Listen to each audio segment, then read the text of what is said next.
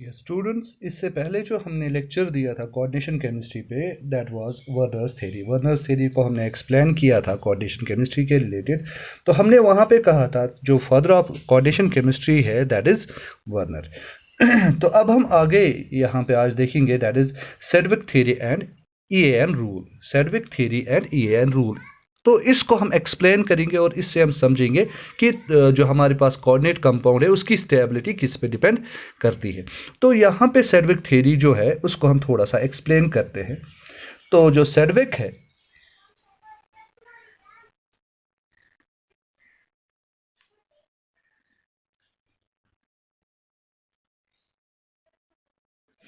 Sedgwick theory of EAN rule and EAN rule.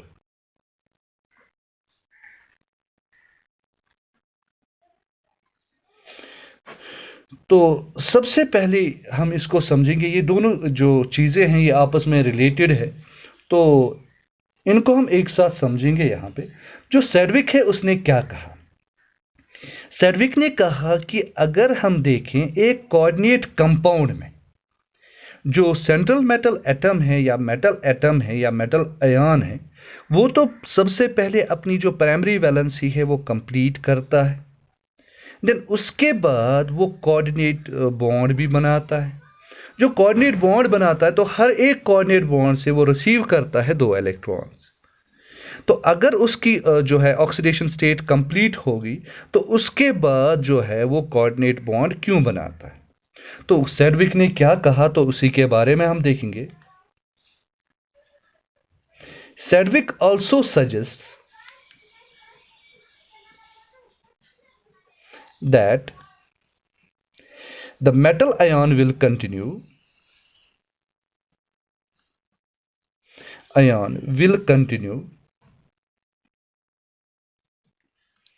accept electrons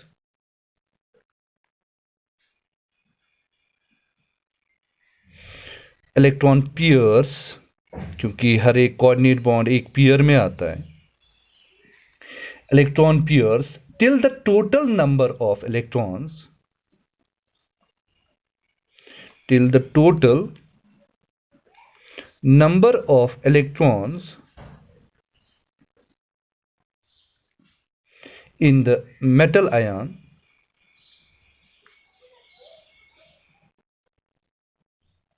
and those donated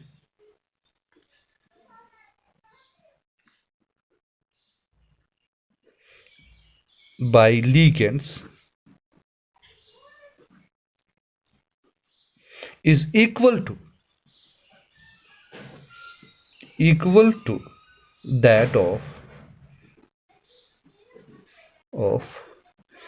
the next higher noble gas। इसको मैं ऐसे समझाऊंगा कि अगर हमारे पास कोई सेंट्रल मेटल जो एटम जो है, अगर उसने ऑक्सीडेशन स्टेट अपनी कंप्लीट की, ऑक्सीडेशन स्टेट कंप्लीट हुई, दैट मीन्स उसकी जो है नोबल गैस कन्फिग्रेशन कंप्लीट हो गई, लेकिन उसके बावजूद वो इलेक्ट्रॉन्स को एक्सेप्ट करता है, दैट मीन्स कोऑर्डिनेट बॉन्ड बनाता है। तो किस वजह से, क्या ज़रूरी है उसको, जो सेडविक है इसने कहा हमें कि जो ये नेक्स्ट इलेक्ट्रॉन, जो कोऑर्डिनेट बॉन्ड के इलेक्ट्रॉन जो रिसीव करता है, तो इसलिए रिसीव करता है क्योंकि इसके बाद की जो नोबल गैस कन्फिग्रेशन होगी, नोबल गैस एटॉमिक नंबर होगा, वहां तक पहुंचने के लिए ये जो है इलेक्ट्रॉन्स को रिसीव करता है थ्रू द कोऑर्डिनेट बॉन्ड। तो जो ये इलेक्ट्रॉन्स को रिसीव करता है उस वक्त जितने भी टोटल नंबर ऑफ इलेक्ट्रॉन्स यहाँ पे एक कोऑर्डिनेट सेंट्रल मेटल एटम के पास जाएंगे, that is called EAN, which means that effective atomic number. तो यहाँ पे हम लिखेंगे the total number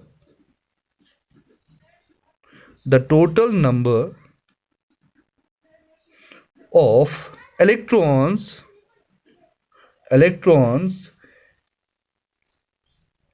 in central metal atom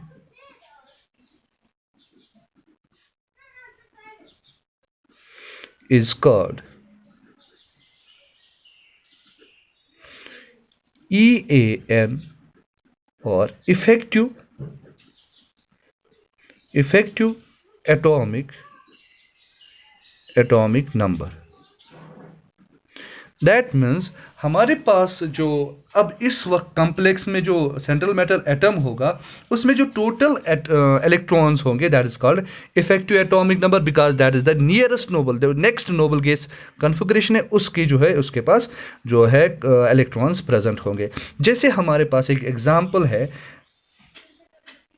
हेक्साएमिनो cobalt.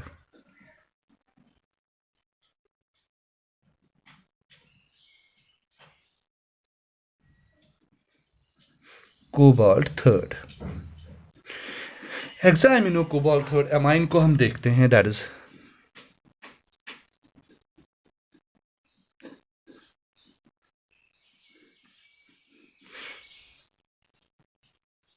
यहाँ पे अगर हम देखें तो यहाँ पे जो हमारे पास कोबाल्ट है इसका actual atomic number of cobalt, जो कोबाल्ट यहाँ पे उसका एटॉमिक नंबर है जो है दैट इज 27। अब इसकी ऑक्सीडेशन स्टेट है that is +3, that means that means जो कोबाल्ट है इसने लॉस किए हैं 3 इलेक्ट्रॉन्स को। दैट मीन्स जो हमारे पास यहाँ पे है it's oxidation state is +3, which means that जो हमारे पास oxidation that is CO cobalt 3 positive that is equal to 27 - 3 that is equal to 24। That means जो ऑक्सीडेशन स्टेट यहाँ पे है that is 24।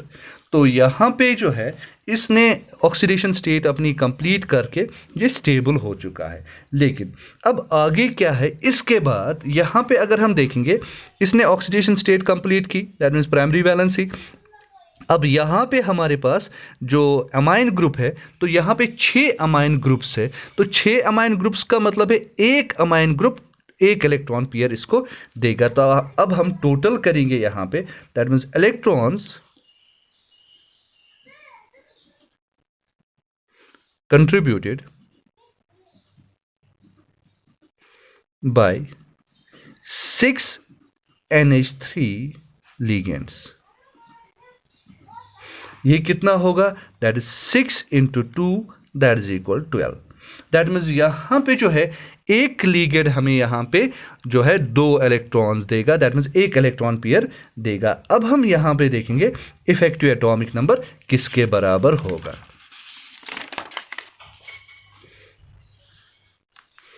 That is EAN, that is effective atomic number, that is equal to atomic number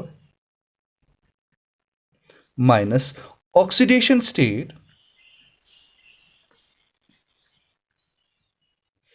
plus coordination number, that means number of ligands multiplied by 2।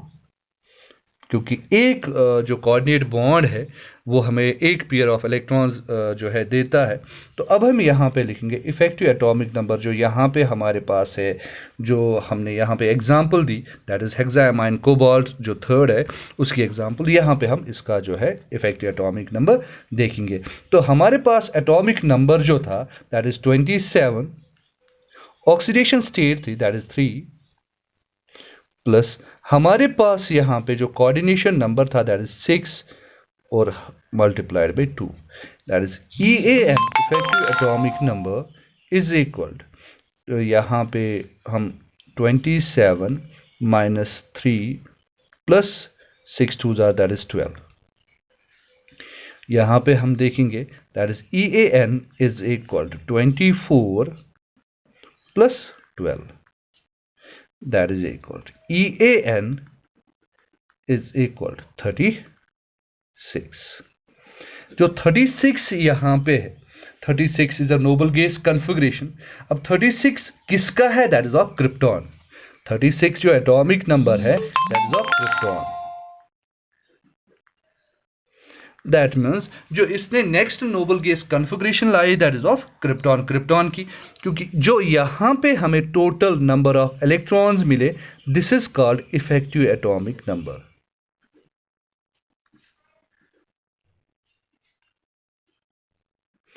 तो जो हमारे पास सैडविक है इसके हिसाब से जो इसने कहा, तो इसने कहा कि जो भी हमारे पास जिसका भी इफेक्टिव एटॉमिक नंबर जो है बराबर होगा नेक्स्ट नोबल गैस के, तो वो कंपाउंड ज़्यादा स्टेबल होगा। That means effective atomic number जिसका भी होगा that will be more stable.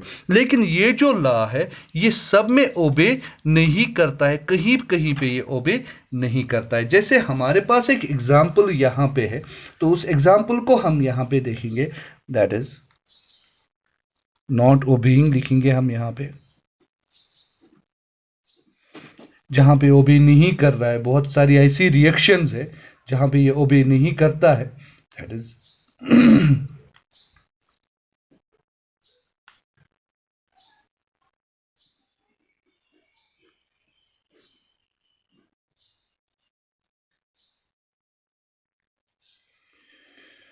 तो यहां पे अगर हम देखेंगे जो हमारे पास आयरन है उसका जो एटॉमिक नंबर है that is 26।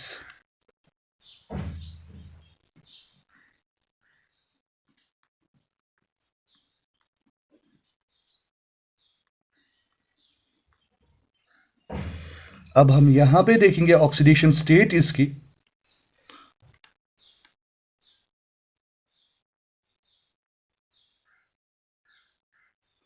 +3 sorry, that is 26 -3, that is हम यहाँ पे लिखेंगे Fe3 पॉजिटिव, 26 -3 दैट इज 23।